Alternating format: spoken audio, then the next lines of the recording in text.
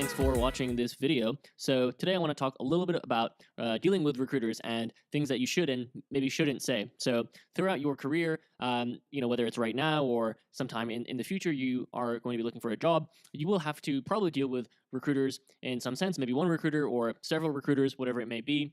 And there are certain things that you definitely should not do when you are dealing with them. And if you do those things, then it might screw up your relationship with a recruiter and it might hinder your chances of actually getting the job. Now, unfortunately, there's no real protocol or guidebook online about how do you professionally work with a recruiter and that sort of thing, which is actually surprising. You would think there'd be some sort of guide, and usually what happens is recruiters will just kind of give you the basics of, okay, this is how recruitment works, and this is kind of how we're going to help you find a job and that sort of thing. But usually it's too late when those things happen, and the results are usually quite bad. So I want to talk about specifically three things that I think you should be careful to avoid.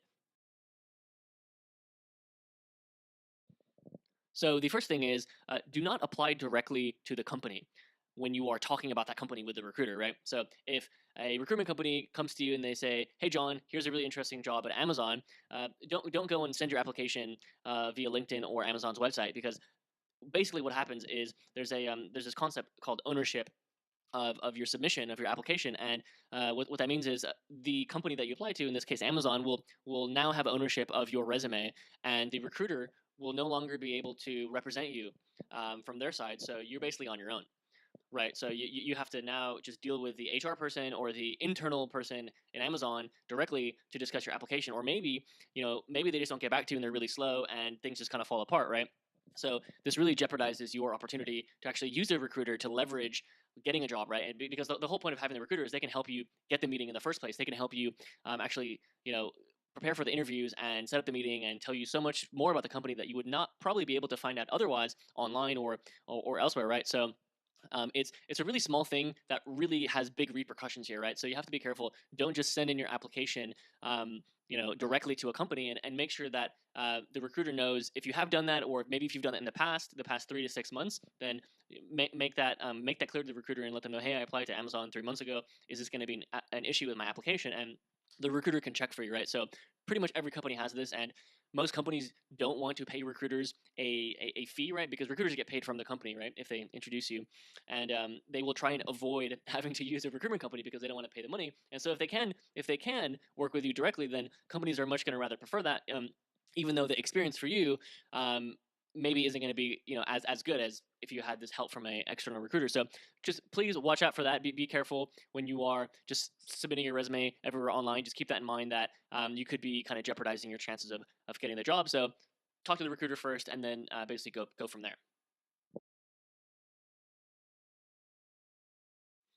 All right. So the second thing that you want to make sure not to do is do not apply for the same job through another recruiter, or do not talk to another recruiter about that same specific company. Because basically what happens is, very similar to point number one I made, is there's this concept of ownership, right? And if recruiter A comes to you with a job at Netflix and they want to introduce you to that job, and then recruiter B comes to you for the same job, then you basically have to choose between recruiter A and B. And there is no rule for this. Like, what do you actually have to do, or who do you have to choose? I mean, whatever recruiter you have a better relationship with, or to be the most fair, whoever introduced you to the job first, you should probably choose them and say, hey, recruiter A came to me first with a job, so I'm going to apply through them, unless there's a reason that you want to choose the other person. So keep in mind that you really just want to work with one recruiter for one job, and also for one company, right? Usually, if you have two recruiters working on the same company, which happens all the time, then it's going to get quite confusing for you, right? And the hiring manager at the company is going to get confused, and the two recruiters are probably going to battle it out, and they're probably going to call each other, and you just want to avoid that situation. So just really clarify if you are applying for this job through this recruiter, or if you've already applied for a job for that job through another recruiter, then just make that clear to who you're talking to, and there will be less headaches and less miscommunications down the line. So the third and final thing that I see happen quite often is job seekers or candidates will frequently not be honest about their other interviews or other offers they have, right? So if you were talking to recruiter X and recruiter Z, and then you're also going directly to a company and you have all these different job interviews going on, you should actually tell everyone that's involved. You should tell all these different people you're interviewing with where you're interviewing, right? You should be straightforward with that information, and the reason you should be is because it will hurt you in the end if you're not, right? So, for example, if company A suddenly gives you an offer, right? You get an offer from Amazon, and then you have a week to decide, or you have a week to make the decision, but you didn't tell these other companies that you're interviewing, then then suddenly, like, they're going to be rushing to try and get you in for other interviews, and then you're probably going to be in this awkward situation where you have to make a decision within a week. Now, what you could have done, if you would have told everyone that you were interviewing with Amazon and you're in the final stages, then these guys over here would have said, okay, we need to speed up the process ahead of time. That way, you can finish these other interviews, and you can have potentially other offers lined up. So in the best world, in the best situation, you actually have all these interviews and offers that are timed up, and you can make a decision, right? So if you have 2 offers or 3 offers, then great. Then that's a great problem to have, that many job offers in front of you, and you can make the best decision instead of having to rush to choose one or not choose one.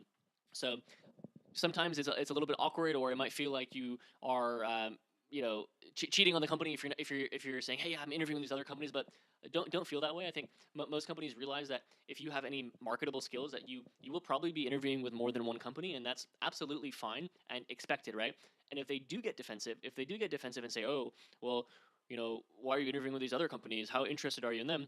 Just be honest with them and say, yes, I'm still considering all these different factors, and I haven't made any decisions yet, blah, blah, blah.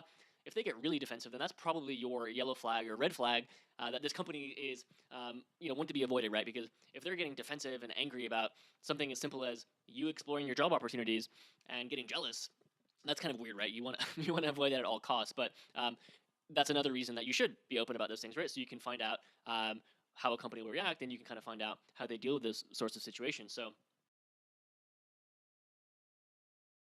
All right, so to summarize those 3 things, number 1 is make sure not to apply for a job directly if you are applying for the same job through a recruiter, because it will kind of screw things up for everybody. Number 2 is make sure not to apply for the same job through 2 different recruiters, because that will screw up their relationship, and it'll confuse the company, the hiring manager. It'll cause all sorts of trouble, slow things down, and it's just going to be a pain.